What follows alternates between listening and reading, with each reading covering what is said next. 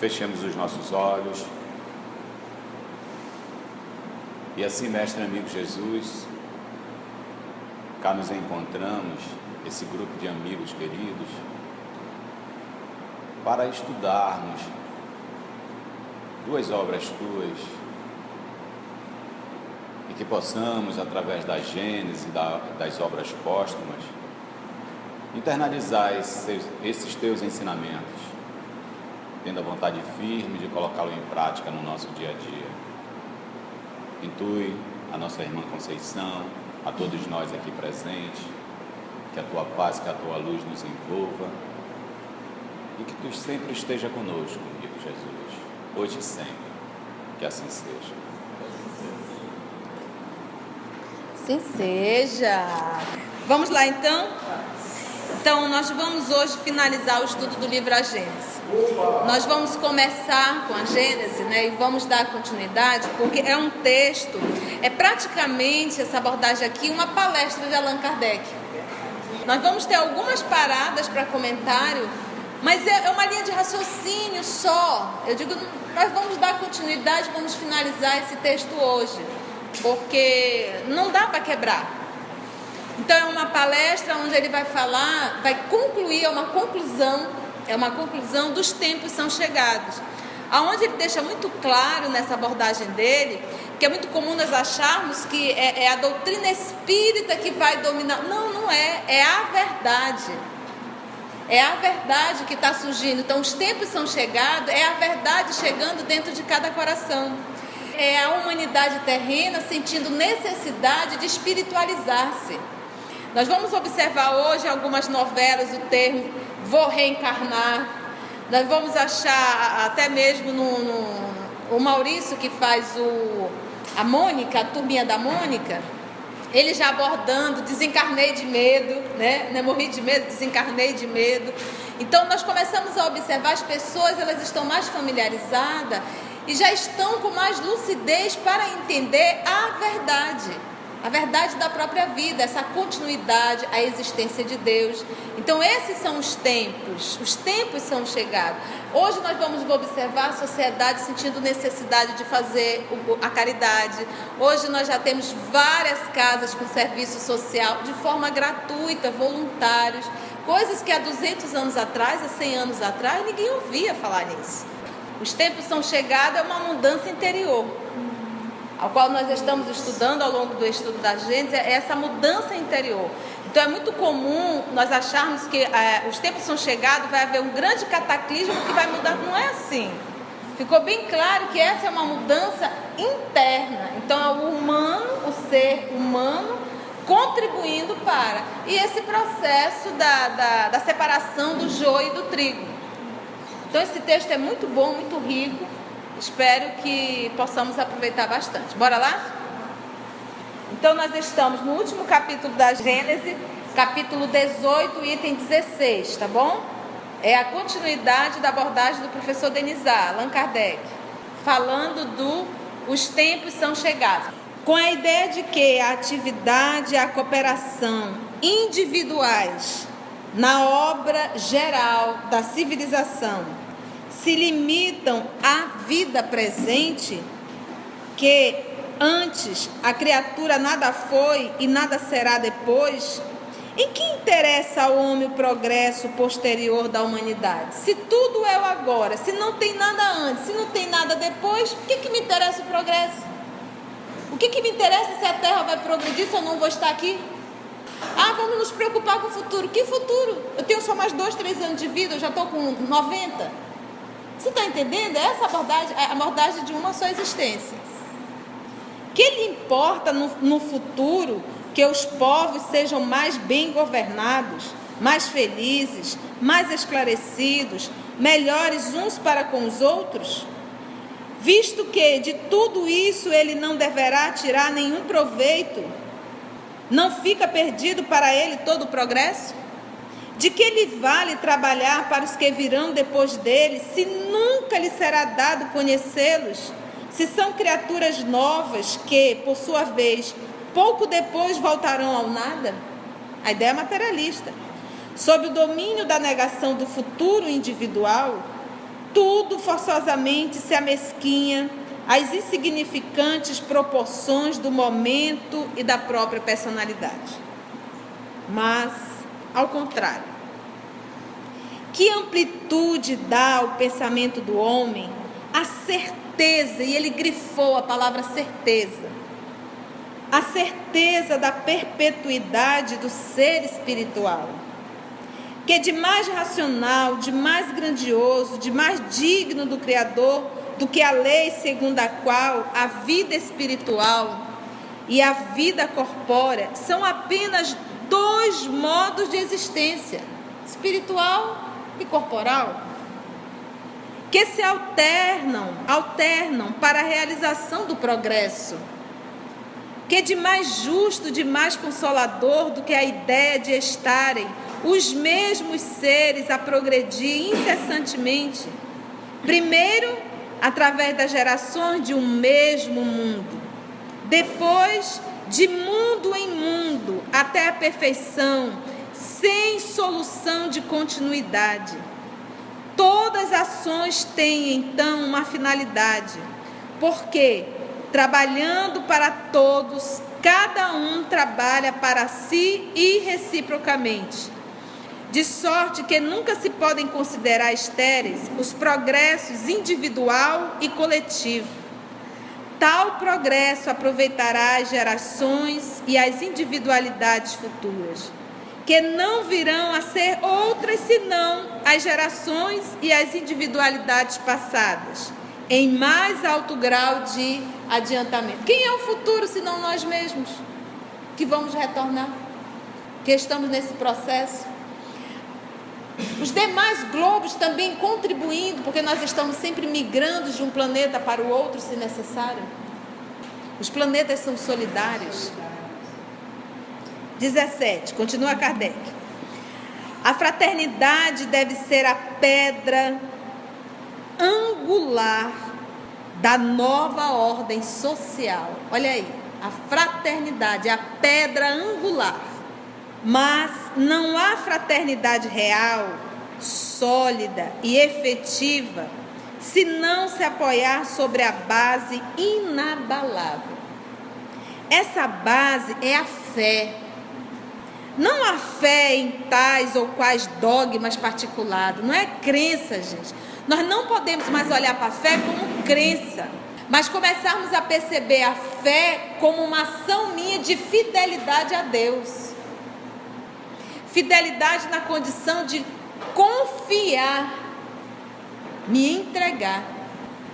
Essa base é a fé, não a fé em tais ou quais dogmas particulares que mudam com os tempos e os povos e que mutuamente se apedrejam, porque eu sempre acho que o meu dogma está certo, dela está errado, e aí começam as grandes guerras, e que mutuamente se apedrejam, visto que anatematizando-se, condenando-se uns aos outros, alimentam o antagonismo.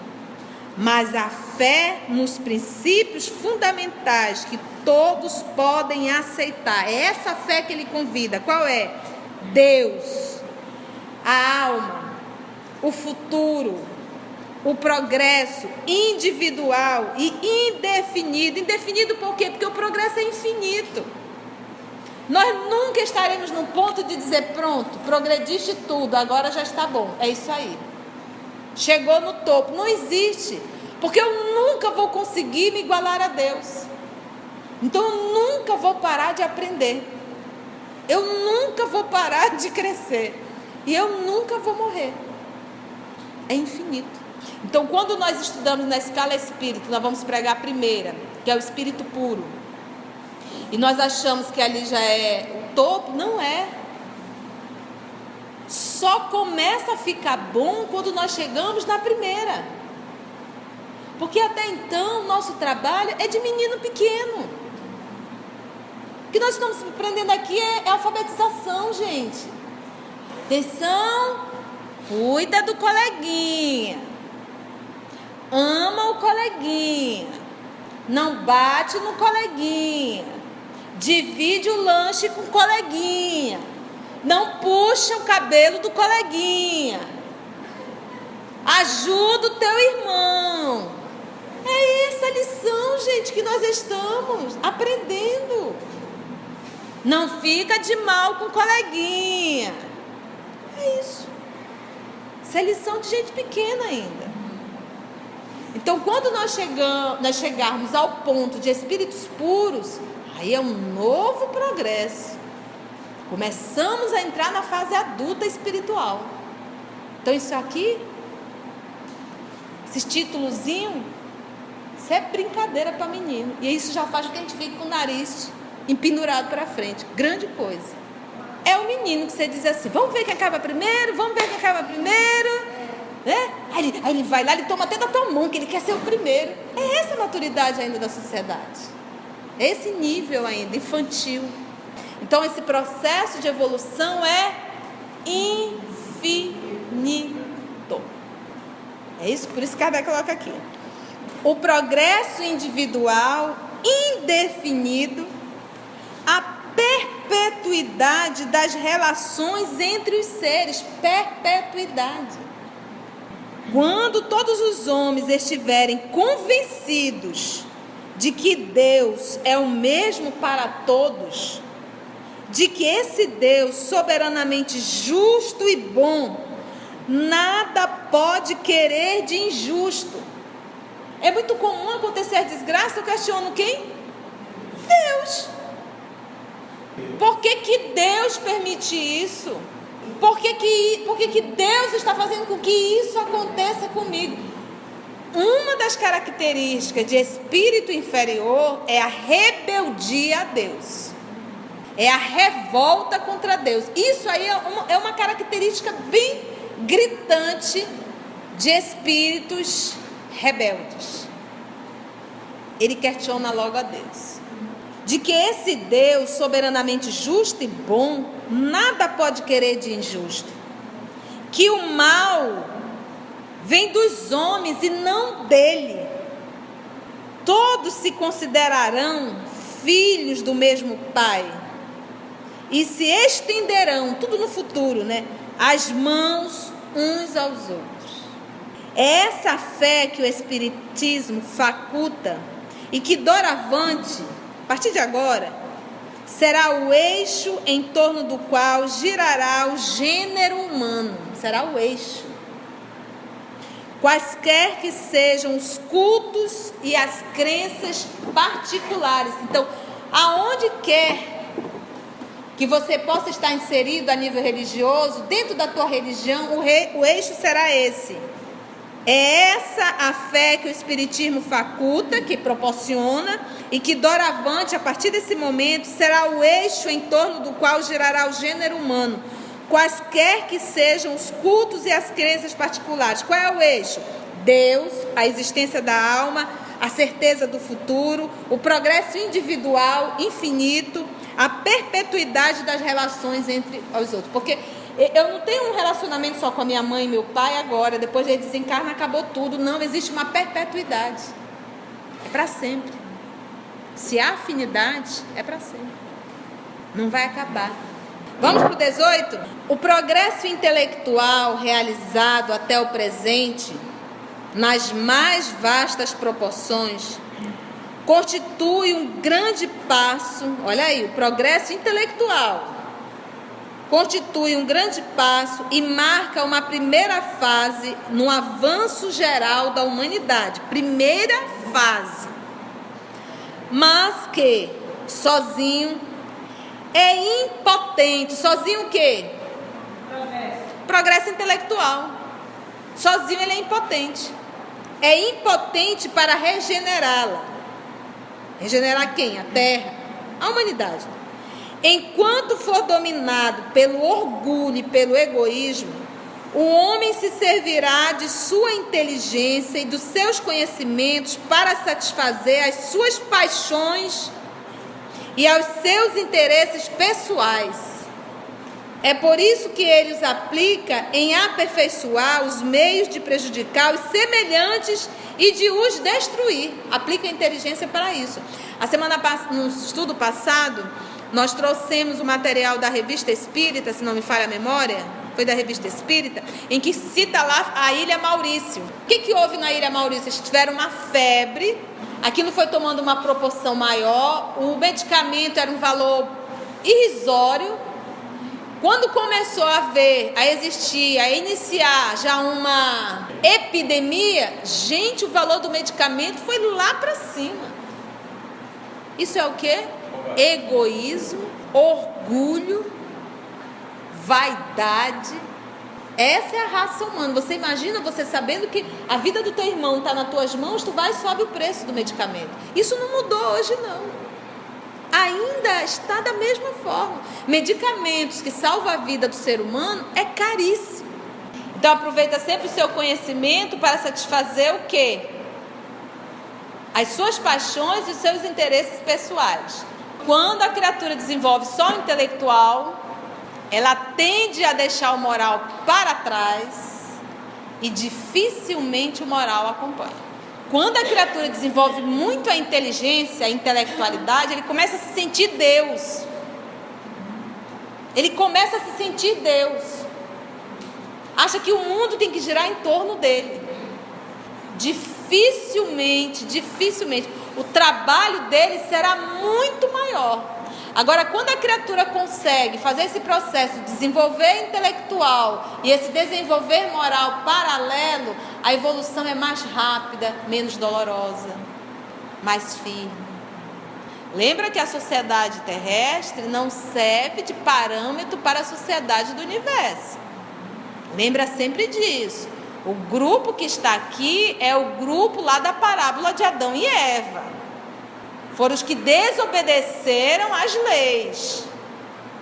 Está lá no livro dos Espíritos. Todos os espíritos terão que passar pela fileira, que é fieira, né?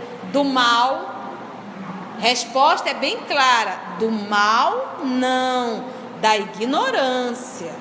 Do não saber. Então não é uma regra que todos teremos que passar pela fila do mal. Na Terra, todos passaram pela fila do mal? O povo que está aqui na Terra? O povo que está aqui na Terra, lembra, o povo aqui da Terra já é o povo exilado. Já é o povo comprometido. Nós aqui escolhemos a fila do mal, sim. Por isso que estamos aqui. E rebeldia. Nós somos rebeldes à lei de Deus. Nós não aceitamos o que Deus nos impõe. E quando Ele nos impõe, põe para o nosso progresso. Pode observar a sociedade humana. Entendemos isso? Isso tem que estar bem claro na nossa cabeça. Então, somente o progresso moral pode assegurar aos homens a felicidade na terra. Só o progresso moral. Refreando as paixões más, de maldade. Então, por exemplo, Paulo de Tarso era um homem apaixonado? Era um homem apaixonado. Tudo o que ele fazia era com muita paixão. Então não é que a paixão seja ruim, não é. É que você pode se apaixonar por coisas erradas.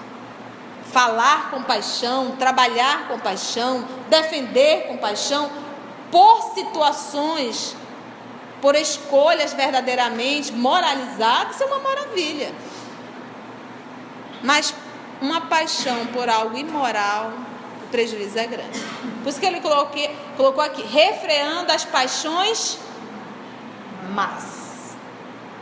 Somente esse progresso poderá fazer que reine entre as criaturas a concórdia, a paz e a fraternidade. Somente o progresso.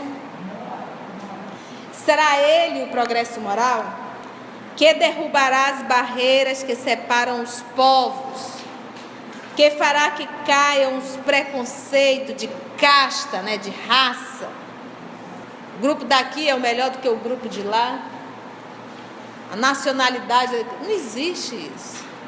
Eu estou aqui, chega alguém estranho, fulano é haitiano, Beltrano é venezuelano. Isso é egoísmo.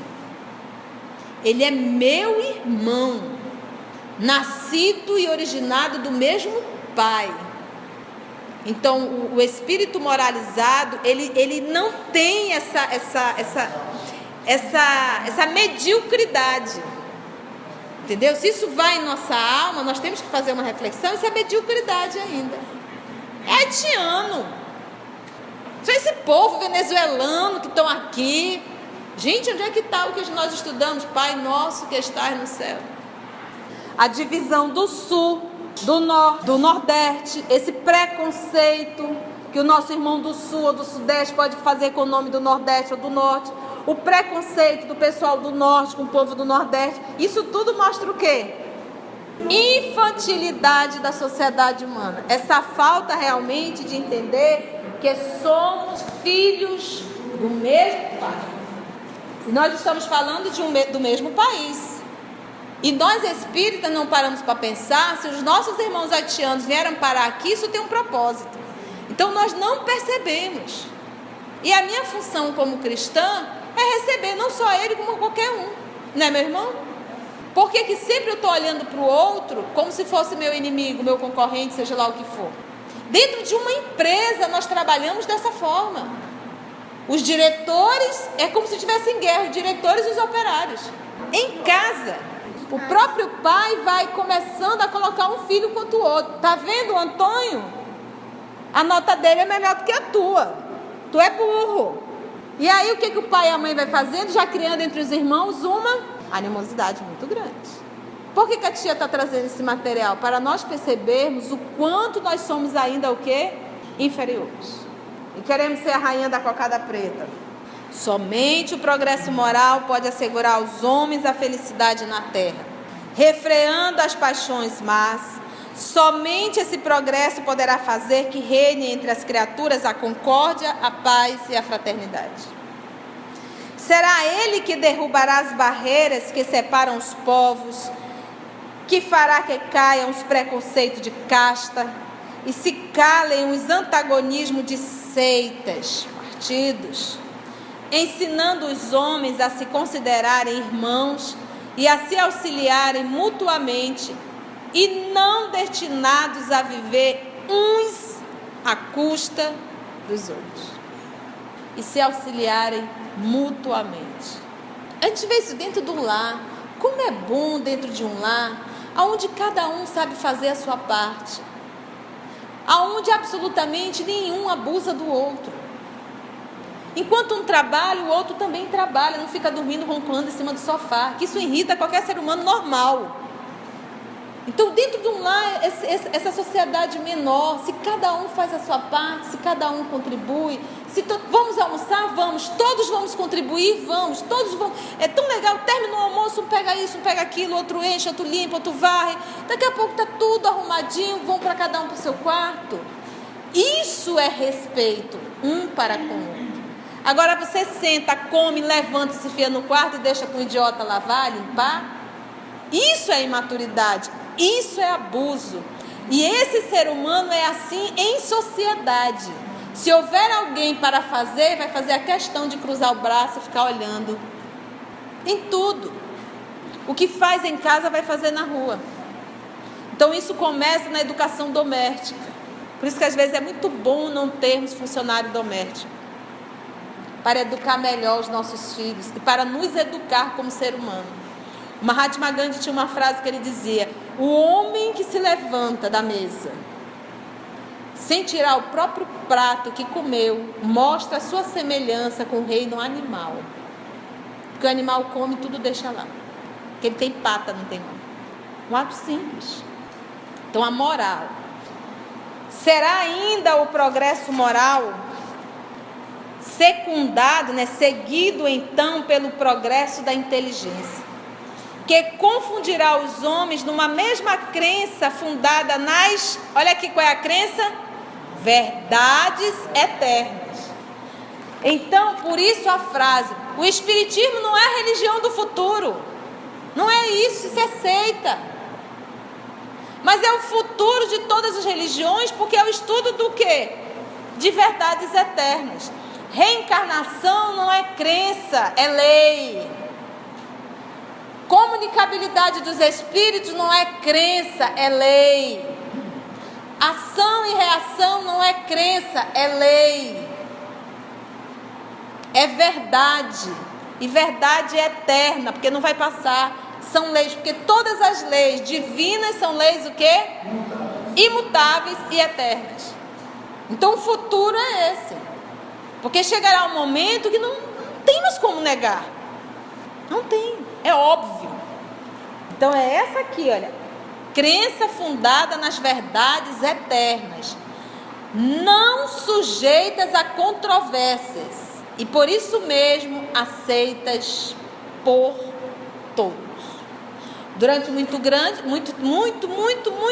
séculos, quem que rodava em torno de quem? No sistema solar?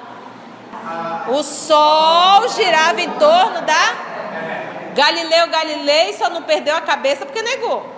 Hoje é uma lei. A lei diz o quê? O Sol está aqui e os planetas estão girando em torno dele. Hoje não tem como negar isso. Mas durante muitos séculos foi motivo de levar muita gente para a fogueira. Chega um momento, exatamente, hoje nós olhamos é uma ignorância. Mas na época Galileu quase que perde a cabeça. Então isso para nós entendermos que chega um momento que você não tem mais o que negar. Então reencarnação vai chegar um momento que não tem mais como enganar, não tem mais como parar, é óbvio. Você vê criança hoje nascendo contando da sua última encarnação. E aí o pessoal vai lá conferir e é autêntico. Como negar isso? A unidade da crença será o laço mais forte, o fundamento mais sólido da fraternidade universal, impedida de efetivar-se desde todos os tempos pelos antagonismos religiosos que dividem os povos e as famílias, que fazem que os dissidentes sejam vistos pelos outros como se fossem inimigos e serem evitados, combatidos, exterminados, em vez de irmãos a serem amados. Pode ver, cada religião puxa a sardinha para si e se torna inimigo do outro. O próprio líder religioso coloca os seus seguidores, vamos dizer assim, numa condição de achar que eles são escolhidos e que os demais vão arder no fogo do inferno, porque só a religião deles salva. Essa atitude, isso já denota que são falsos profetas, que incita o orgulho e a vaidade. Nós estamos certos e todos estão errados. O que é que o Espiritismo nos ensina? A respeitar. A respeitar. Se você vê espírita discutindo religião, não é espírita, é espiritado. Porque se tivesse estudado as obras de Kardec, ia ficar caladinho, pianinho, respeitando o nível de consciência de cada um. Vamos para o 20? Semelhante estado de coisas pressupõe uma mudança radical no sentimento das massas. Um progresso geral que não se podia realizar senão fora do círculo das ideias acanhadas e corriqueiras que fomentam o egoísmo. Em diversas épocas, homens de escola procuraram empurrar a humanidade por esse caminho, mas a humanidade, ainda jovem demais, conservou-se surda, e os ensinamentos que eles ministraram foram como a boa semente caída no pedregulho. O terreno não estava preparado.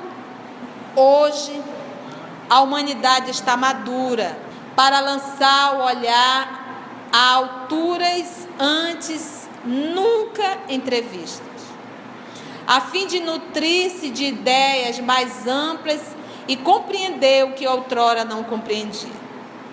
A geração que desaparece levará consigo seus erros e preconceitos. A geração que surge, retemperada em fonte mais pura, imbuída de ideias mais saudáveis, imprimirá ao mundo o movimento ascensional, no sentido do progresso moral, que assinalará a nova fase da evolução da humanidade. Então ele fala aqui em geração. Então a geração que ainda persiste e persevera no mal, essa geração não mais volta a habitar a terra. E a nova geração começa a chegar. A nova geração é de outro, não é que seja de outro globo. É a geração que estava aqui, mas que conseguiram entender e se submeter à vontade de Deus. Outros migrarão, com certeza. Mas é a geração que está acreditando no bem, que quer se renovar, que se submete às leis. Por isso que nós, por exemplo, esse livro aqui é de quando? 1800 e quanto? 1868. Então o que nós vamos entender? Hoje é 2017. Já mudou de 68 para cá? Mudou. Hoje é moda fazer caridade. Hoje, quando nós observamos um assassinato, nós já nos compadecemos e já nos horrorizamos. Nós não temos mais os duelos. Temos instituições de caridade de forma gratuita, sérias, ONGs. Então nós observamos que já houve uma mudança. Porque em 60 nós recebemos uma manada, desculpa usar o termo manada, mas de espíritos perversos reencarnando, como última oportunidade. E aí nós tivemos motéis, filmes explícitos, danças ridículas, músicas horrorosas, uma revolução, que eu não chamo de revolução, eu chamo de uma anarquia espiritual, anarquia sexual, o desrespeito à família. Mas esse povo é o quê? A última encarnação na Terra. Temos motéis hoje dentro de cidades, em bairros. Isso vai acabar. Então, os momentos são esses. Olha, mais uma vez, não deu, meu filho, você não pode reclamar não, mas esse povo da terra tem que evoluir. E você não tem o direito de atrapalhar a evolução do teu semelhante. Porque, meus irmãos, viver com doido não é fácil. Nós iremos sofrer. Nós vamos observar o Sione. É um espírito maravilhoso de Sírios. Mas quando veio conviver com Antério de Oviedo, com Susana da Vempor, teve que sofrer as consequências de viver com gente doida. E ela sofre. Por isso essa separação. Porque não há mais necessidade desse povo sofrer. Esse povo tem que crescer. Então não é você, meu irmão, que vai atrapalhar isso não. Vá para um outro planeta, que lá você vai encontrar pessoas do mesmo nível moral. Nesse momento, ninguém abusando de ninguém. É ninguém maltratando ninguém. É ninguém destruindo ninguém. É igual aquele grupo, vamos nos unir para estudar e viver o bem? Esse é o momento. Essa é a transformação. Então, conservou-se surda. E os ensinamentos que ele ministraram foram como uma boa semente caída no pedregulho, na parábola do semeador. Hoje, a humanidade está madura para lançar o olhar a alturas antes nunca entrevistas, a fim de nutrir-se de ideias mais amplas e compreender o que outrora não compreendia. A geração que desaparece levará consigo seus erros e preconceitos. A geração que surge retemperada em fonte mais pura, imbuída de ideias mais saudáveis, imprimirá ao mundo o movimento que ascensional, subida, no sentido do progresso moral, que assinalará a nova fase da evolução da humanidade. 21. Essa fase já se revela por sinais inequívocos, por tentativas de reforma úteis, por ideias grandes e generosas que começam a encontrar eco. É assim que vemos fundar-se uma imensidade de instituições protetoras, civilizadoras e emancipadoras, sob o influxo e por iniciativa de homens evidentemente predestinados à obra da regeneração. O próprio Allan Kardec, antes de conhecer o Espiritismo, ele era professor de Química, Física, Gramática. matemática, astronomia, ele dava aula na casa dele 0,800, de graça. O próprio professor Denizar, antes de conhecer o espiritismo. Cético na condição de não negar Deus, ele não era materialista. Cético de questão de, para eu realmente aceitar, eu tenho que entender. Então ele não era uma pessoa que aceitava tudo. Ele era questionador, que faz parte. Faz parte do homem que pensa. Às vezes só pensar um pouquinho para dizer, isso aqui está errado. Isso não é assim não. Pensar mesmo. Vamos lá, 21. Instituições protetoras, civilizadoras e emancipadoras, sob o influxo e por iniciativa de homens evidentemente predestinados à obra da regeneração. Que as leis penais se impregnam dia a dia de sentimentos mais humanos. Os preconceitos de raça se enfraquecem. Os povos começam a considerar-se membros de uma grande família. Pela uniformidade e facilidade dos meios de realizarem suas transações, eles suprimem as barreiras que os separavam e de todos os pontos do mundo, reúnem-se em comícios universais para os torneios pacíficos da inteligência. Então hoje pode surgir um líder enlouquecido, a humanidade não cai mais não. Hoje um Hitler não teria vez, porque o povo vai para a rua. O povo não quer mais guerra. Nós hoje observamos mulheres brancas, casais brancos, adotando crianças negras de ébano, e chamando de minha filha, meu filho, até para um namoro. Passava na rua, você já olhava espantado, como pode?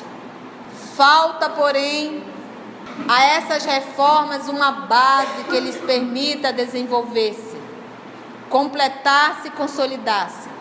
Falta uma predisposição moral mais generalizada, para fazer que elas frutifiquem e sejam aceitas pelas massas. Não deixa de ser um sinal característico da época, o prelúdio, a introdução, o início, do que se efetuará em mais larga escala, à medida que o terreno se for tornando mais favorável. Item 22.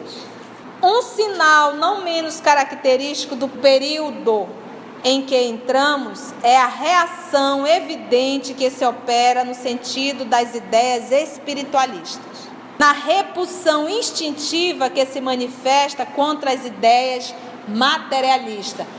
A materialista é morreu, acabou, tudo.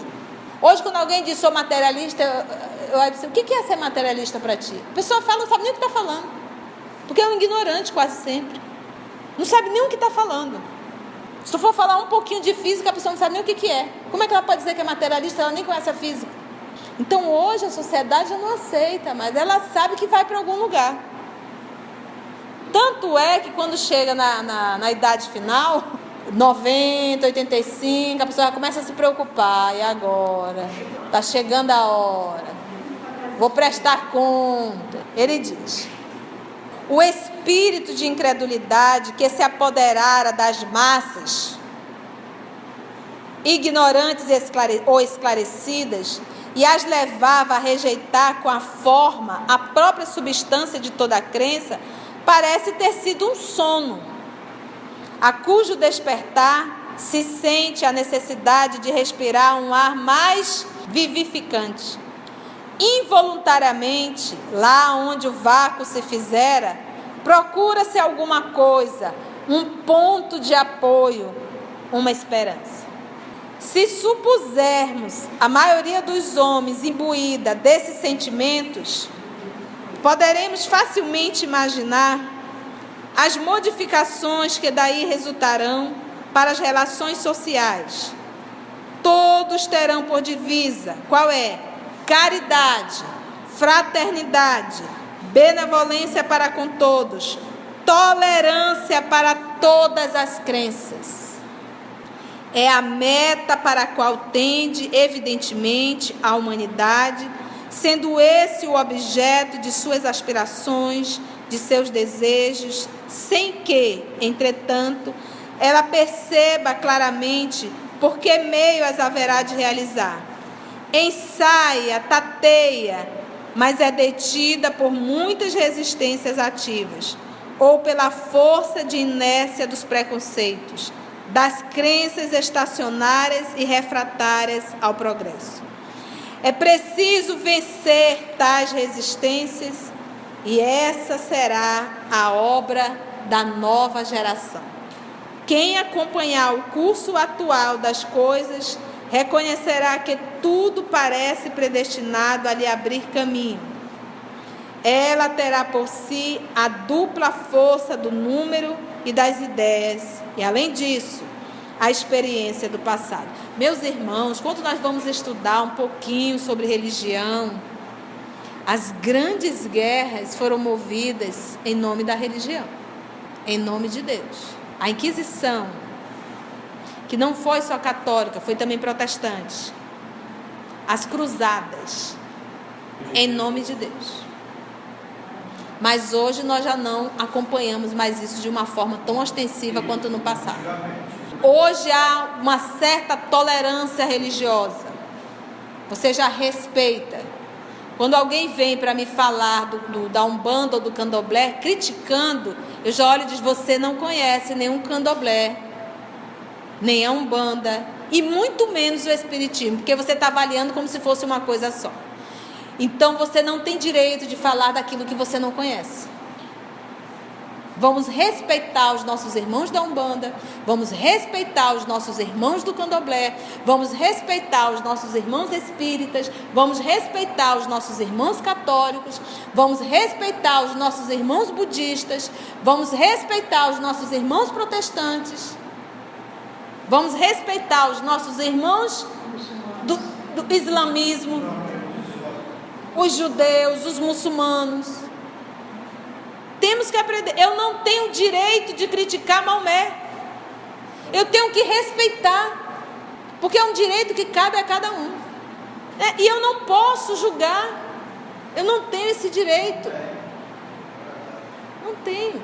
Cada um dentro do seu quadrante, fazendo aquilo que se identifica, amando a Deus da forma que se identifica. É o mesmo Pai.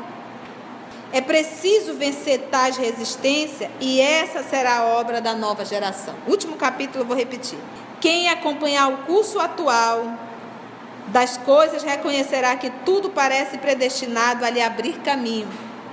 Ela terá por si a dupla força do número e das ideias, e além disso, a experiência do passado. É a meta para a qual tende, evidentemente, a humanidade, sendo esse o objetivo de suas aspirações, de seus desejos, sem que, entretanto, ela perceba claramente por que meio se haverá de realizar. Ensaia, tateia, mas é detida por muitas resistências ativas ou pela força de inércia dos preconceitos, das crenças estacionárias e refratárias ao progresso. A nova geração marchará, pois, para a realização de todas as ideias humanitárias compatíveis com o grau de adiantamento a que houver chegado, avançando para o mesmo alvo e realizando seus objetivos. O Espiritismo se encontrará com ela no mesmo terreno. Os homens progressistas descobrirão... Progressista por quê? Quando diz assim, o Espiritismo é uma religião de progresso. Gente, esse progresso moral. As pessoas acham que vai vir mais novidade. Não vai.